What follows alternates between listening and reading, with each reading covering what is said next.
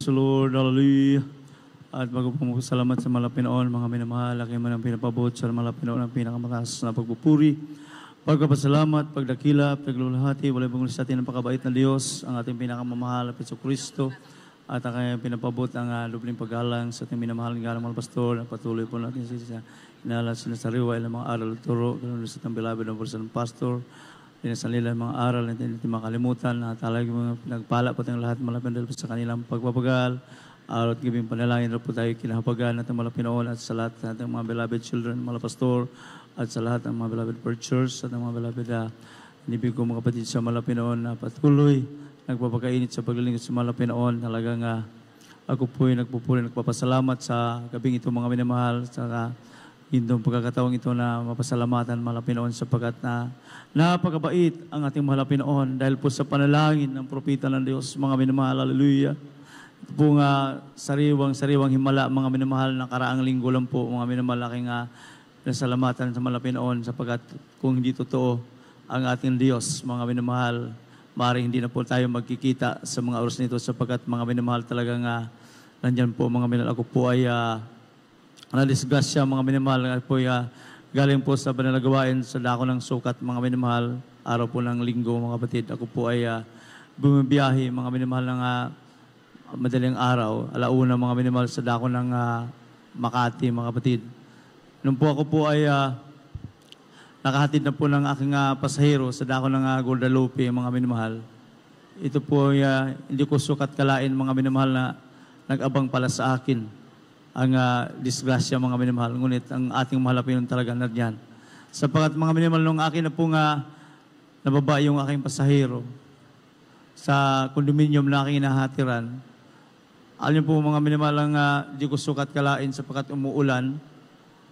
Nandiyon po mga kapatid, nung paglabas ko na po sa gate mga minamahal, nandiyon po mga kapatid, nagsignal na po ako ng pakaliwa, pabalik na po sa dako ng Mandaluyong. Ayun po mga minamahal, talagang para yung nakita po natin sa TV na sa isang kisap mata na disgrasya mga kapatid na napakabilis ang pangyayari. Nangyari po sa akin. Ngunit ang kapangyarihan ng malapinoon, agad-agad nandyan mga minamahal. Ayun po mga minamahal, sa madaling salita mga kapatid, ito po ay binangga po ko ng kapwang motor mga minamahal. Yung po mga minamahal, talagang yung aking hita nakadikit doon po sa tangke ng aking motor. Doon tumama yung motor, ang kanyang nguso, mga minamahal. Doon ay talagang lumipad yung pong nakabangga sa akin, mga minamahal. At doon yung aking tangke, pag nakita nyo nasa labas yung aking motor, nandun ang tupi, mga kapatid, nandun ang logo ng ating mahal na Pinoon. Grabe, yung aking tuhod, ginawang bakal ng ating mahal na Pinoon, mga minamahal. Yes, hallelujah. Dahil po yan, sa panalangin ng ating minamahal, ginagalang mga pastor. Beloved children, mga minamahal, talagang napakabuti ng ating mahal na Pinoon.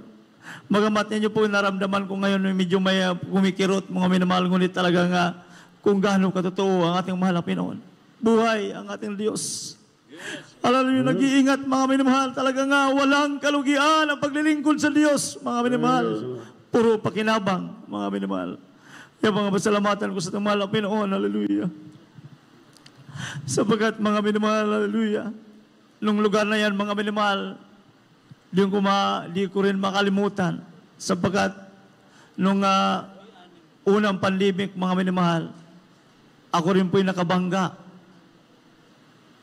Grabe ang himala ng malapinoon. Sapagkat yung aking motor, 3 buwan na rin po ako hindi nakabayad.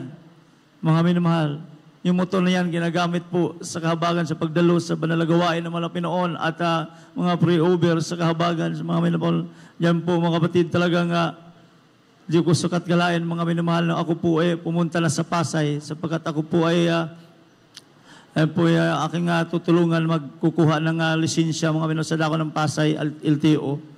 Mga minamahal, yung pala hindi po ako nakakatulog na madaling araw. Yung palang kaparaanan ng malapinoon, sabi ko sa aking mahal asawa, love, ako po'y magpupuri na sapagkat pupunta po ako sa dako ng LTO Pasay. Meron po akong sasamahan kukuha ng lisensya. Ayun po mga minamahal, yung palang nung akin na pong binabaybay ang mula sa Buni hanggang sa Guadalupe, mga minamahal, yung pong ang takbo ko na medyo mabilis, mga minamahal, nasa 60 po yung aking takbo, mga kapatid. Nasundan ko po yung isang kotse na Wigo, mga kapatid. Yung pala ang isang kotse po nga nabangga na pala doon sa barrier na bakal. At bigla po itong huminto, mga minamahal. Walang magaling na driver kahit ano pa nga nagpapalipad man ka ng motor, walang magaling. Kundi ang ating mahal na Pinoon mag-iingat. Alam po mga minamahal, hindi ko na maiwas yung aking manubila sapagkat nabubulaga po ako, mga kapatid. Alam mo mga kapatid, sa Madansita, binangga ko na po yung kotse na Wigo. Nandiyo po mga minamahal, nandiyo po sa ilalim yung aking motor, nawasak po yung kanyang likod, mga minamahal, at lumabas po yung driver. Mga minamahal, akala ko galit na galit sa akin. Ngunit grabe ang panalangin ng propeta ng Diyos. Alam niyo po, binabait siya ng ating mahal na Pinoon. Sabi po sa akin, Kuya, kasalanan ko kuya, bigla po akong huminto. Alam niyo po, kahit huminto pa yan, pagkuha mo ng lisensya, may distansya. Kailangan ikaw yung nasa likod, ikaw talaga may kasalanan. Ngunit ang Diyos, walang imposible talaga. Pinabait siya ng ating mahal na Pinoon. Sabi pa po sa akin, mga minamahal, Kuya, bayaran kita, magkano bang ibayad ko sa iyo? Ang sabi ko, Kuya, Sir, ako po yung member ng Jesus Miracle Crusade International Ministry. Ang aming malapastor, yung pumunta doon sa dako ng Talipalos Lord way back 2000. Ay ganun pala, totoo ang pastor nyo. Talagang sila po yung nakababa na buhay. Alam niyo po mga minamahal, Kuya, magkano bang ibayad ko sa iyo? Marami na pong mga traffic enforcer na lumalapit sapagkat hatakin na po yung aking motor. Tapos yung kotse ng aking nabangga. Talagang sabi po sa akin, Kuya, Brad, paghahatakin namin yan, 2.5 yung bayad ng motor mo. Ano po, tutulungan ka na lang namin, iangat namin yung manubila mo sapagkat yung manubila ko nasa unahan na. Yung aking tapaludo, di na maikot yung gulong. Tinulungan niya ko mga minamahal. Grabing himala ng ating malapit sapagkat sabi niya sa akin, Kuya, magkano ba talaga ibayad ko sa iyo? Sabi ko, Sir, kayo na pong bahala. Ang mahalapin na magpala sa inyo. Sabi ko sa kanya. Alam niyo pong binayad sa akin, mga minamahal, di ko makalimutan. Hanggang sa huling hininga na kayong buhay, ang mga minamahal, ibinayad po sa akin 15,000 cash, mga minamahal. Alam niyo po, mga minamahal, saan ka pa maghanap? Ikaw na pong bumangga, mga minamahal. Ikaw po yung babayaran.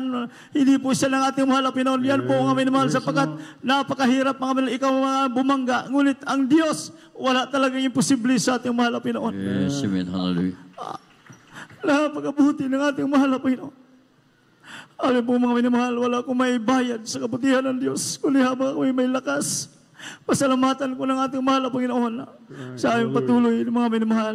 Dati para po sa kapakanan ng ating mga minamahal na mga bisita at mga baguhan, patuloy lang tayo maglingkod sa mahal na Panginoon. Ano mga ating maranasan, na kahirapan, pagsubok, patuloy tayong dumalo sa panalagawain ng mahal na Panginoon. Alam po mga minamahal, kami din po noong araw na umuwi bago po mag-asawa. Mga minamahal, sa dako ng Mandaluyong po kami nakatira. Nandiyon na rin po ating panalagawain sa kahabagan ng ating mahal na Pinoon. Alam niyo po, palipat-lipat po kami ng tahanan. Mangupahan po kami, halos hindi po ako makabayad sapagkat talagang nandiyon po mag-umpisa pa lang ang aming hanap buhay sa dako ng Makati. Talagang napakahirap, ngunit sa aming patuloy na napakinggan ko po na ang pagbibigay talaga ay susi ng pagpapala. Sinunod po namin na aking mahal asawa, mga minamahal. Ayun po mga minamahal, talagang napakabuti ng Diyos. Sapagkat nung araw kami palipat-lipat ng pangupahan, ngayon, pinagkalooban na rin po kami ng tahanan sa dako ng Mandaluyong, 3 palapag, mga minamahal.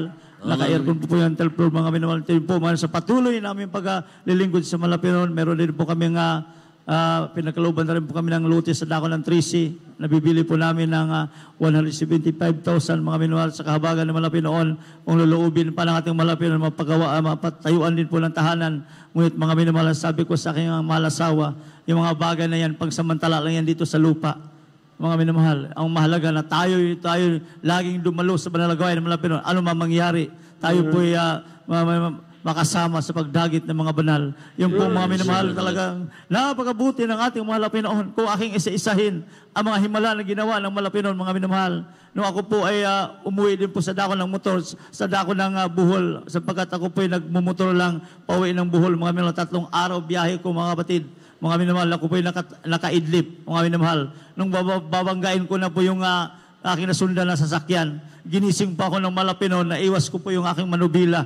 Gano'ng katotoo ang ating Diyos. Talagang napakabuti ng ating Malapinon. Kaya mga minamahal, hanggang dito na lang po sapagkat kinakapos sa potes ng oras ang lahat ng kapurihan, buong pusong pasasalamat ay tahin sa ating pinakamamahal na Piso Kristo po laman. Praise the Lord. Amen. Praise the Lord. God bless po sa ating